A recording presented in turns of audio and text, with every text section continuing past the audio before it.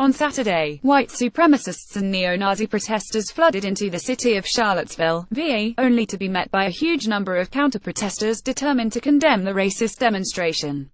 And what ultimately transpired was devastating. Someone plowed through a crowd of the counter-protesters, injuring at least 19 people and killing at least one.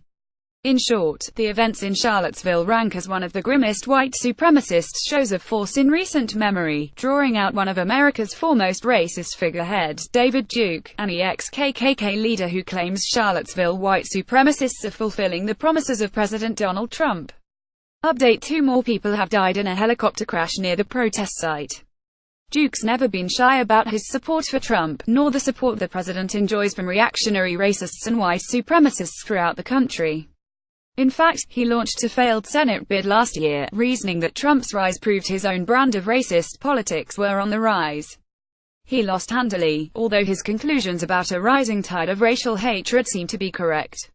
The last couple of years have seen a distinct uptick in hate crimes, and the early months of the Trump administration have been the backdrop to multiple protests and demonstrations of the same sort that descended on Charlottesville this weekend. Justin Merriman, Getty Images News. Getty Images. In a video posted to Twitter on Saturday afternoon, the ex-KKK Imperial Wizard commented that the events witnessed in Charlottesville represented white racists working to fulfill the promises of Donald Trump. This represents a turning point for the people of this country. We are determined to take our country back. We are going to fulfill the promises of Donald Trump. That's what we believed in. That's why we voted for Donald Trump, because he said he's going to take our country back.